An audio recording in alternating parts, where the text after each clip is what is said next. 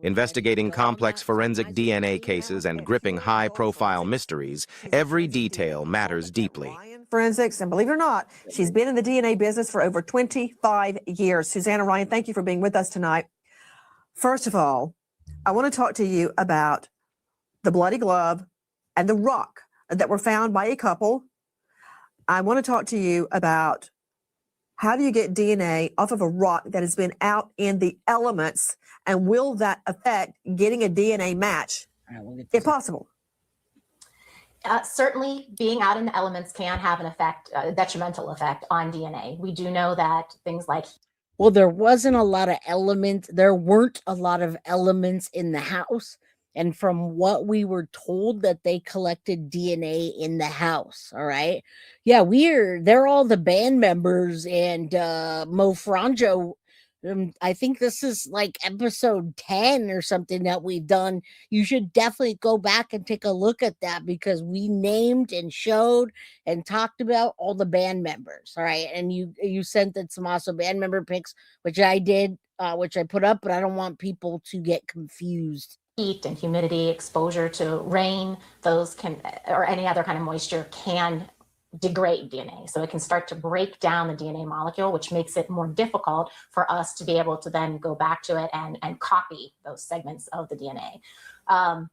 If it was indeed blood on a rock, I would expect a large amount of DNA to be present in the blood. We do know body fluids tend to have lots of DNA. So that, you could probably just swab the rock. If this is something they think a very small amount of blood is present, or they think this rock was somehow touched or handled, then I would consider using something called the MVAC, a wet vacuum method of collecting DNA. It's really good at collecting from porous surfaces, something like a rock, where the liquid that's being sprayed down can get into all those cracks and crevices and then be collected and tested. Well, we want to talk about specifics of this case. I don't know why we're doing that while she's telling us in theory. So let me tell you guys, because now people are confused AF. Okay? Confused AF. And I don't blame you, because when I do an episode, I try to break everything down, label it, show you, and do my best. All right? So first we're talking about suspects that we think match, and then we stop doing that. We go on to band members. These guys are not in the band. Luke and Zach are not in the band. And I don't know if y'all have been following the case enough, but his name is Luke Anthony Daly. And Luke is a 37-year-old Tucson man who became widely discussed online after he was detained during a SWAT raid connected to the Nancy Guthrie investigation. Now, authorities have repeatedly stated he's not a suspect, and he was released without charges. And however, they had enough evidence and enough information for federal FBI to get a federal search warrant on the house. So these guys are not band members. They're not band members. Tommaso is Annie's husband. Luke is a person that was detained based on the case from the FBI. The FBI tracked Luke down. All right. So, not only that, but him and his 77-year-old mom were removed from the home in the SWAT operation on February 13th. He was questioned and released without any charges. Okay. Now, Zach is also the other person that you're looking at on the screen. Zach publicly connected to Nancy. He's not a suspect, a witness, or a detainee or person of interest. We don't know exactly how he's involved, but rumor originated when people were talking. I can't help but trace the Zach rumor where it originated. Nothing on Zach or Luke Daly is verified. It's all just speculation, and we've seen the arrests happen. All right. So that's where we are. That is not the band member. That's a totally separate incident. That's why I think it's confusing.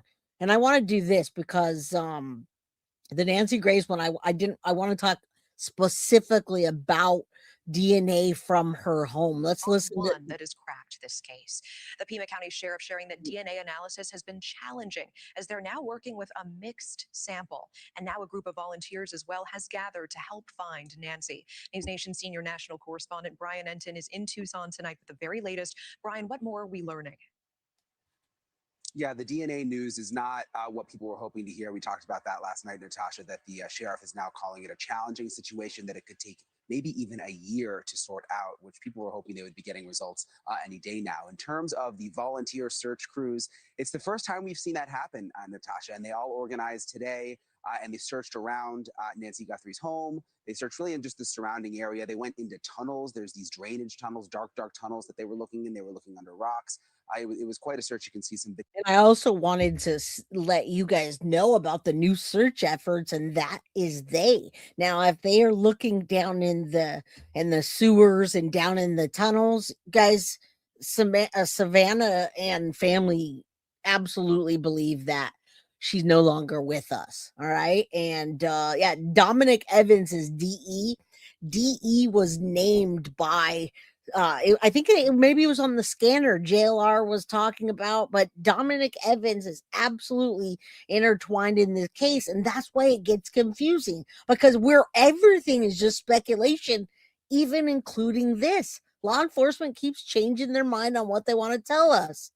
Here, at one point, they found a backpack, which the sheriff's office actually came out and retrieved. It didn't seem to match the backpack that we saw in the surveillance photos or the surveillance video, but it was just personal for a lot of people from this area who feel a connection to this case. Listen to what one woman told us.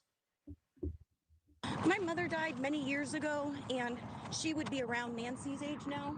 And if this was her, I would want people to do what they could to help me find my mom. We can't change the past. We can only do what we can today. So the minute I heard that something had been organized, I was going to show up. So here we are. I didn't know him 3 hours ago, but we've teamed up on this.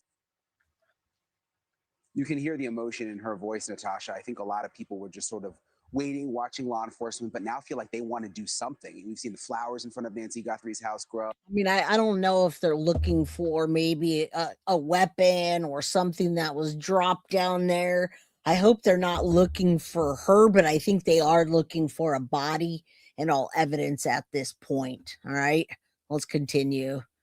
I mean, these search efforts they have a huge amount of money into these search efforts, including the money that's being put into a private eye for the family digging in and then putting the money out there and the resources. The fact that Cajun Navy is ready to come in. We've got FBI. We talked about this the last episode. SWAT, like everybody's involved in this case. This is one of the most high profile cases ever. Oh, and now we're starting to see these search parties. Natasha? I appreciate that, and all the people who are trying to help in this case. Brian Enton live on the ground in Tucson tonight. Thank you. And for more, we are joined by genetic genealogist CC Moore. CC, it is so good to have you. All right, now this is the only real hope that we have that we know about is DNA. So I was expecting them to get that glove from inside the house with the DNA, and maybe it would take a month or so to check the genetic genealogy. But at this point, I don't even know if that's going to be possible. And she'll tell you why. You back. I know so many of our viewers, thousands of our viewers watching our conversation from yesterday and hoping that this really could lead to the break in this case. First of all, what do you make of the sheriff's office now saying the DNA found in the home is mixed, that there's genetic material from more than one person? Explain to us, is this bad news or is this just a delay in the investigation? Well, it's very concerning. We have successfully worked a lot of mixture cases in investigative genetic genealogy. So initially I wasn't too concerned about it because you can sometimes have very straightforward mixtures where you have the victim's DNA and the perpetrator's DNA, and it's not difficult to deconvolute that, to separate out the perpetrator's DNA that you're trying to identify. But the fact that they are struggling with it tells me this is more of a complex mixture than I had hoped. That could be concerning. If there are multiple unknown people in that mixture, if there are 3 people in that mixture, then it comes down to what are the proportions. If none of those people have over, say, 40% contribution, that could be a real issue. I know we've done cases where there were multiple people in it, but one person, the primary contributor, shared 40% or more. So we were able to. And if they're able to extract that DNA, and some of it may be Nancy's and some of it may be, let's say, Tommaso was actually part of it, right? But it sounds like they've used it so much and there wasn't enough in the first place. And now going into the genetic genealogy feels like it's impossible. Now, I would hope so, Janet, and good to see you. I would hope so, because a lot of the suspects are absolutely Hispanic, but we're not watching those broadcasts because, well, we don't speak Spanish, but I hope so. I would assume so, especially since they're going into Mexico, which, by the way, I think is just way out of. I don't think Mexico is going to have anything for them except maybe the kidnappers To identify that person. or Of alleged. course, I don't know the stats on this one, but the sheriff's update definitely concerned me and, made me a little bit more discouraged. Yeah. This case has a lot of ups and downs. A lot of ups and downs, and yeah. I trust that discouragement and that gut feeling from you. Tell me a little bit more about what it means for timeline. Does it take months to disentangle multiple genetic pieces like that, or? Guys, I looked that up earlier and it's crazy. It can take months to a year, and it depends on how much of it you have left over. That's not good. And Pima County already admitted they messed up the beginning of the case. Remember, we saw Brian Enton just walking up to that front porch right on where the blood splatters were. We saw a pizza delivery driver bringing JLR pizza, just going right over the evidence. They screwed up.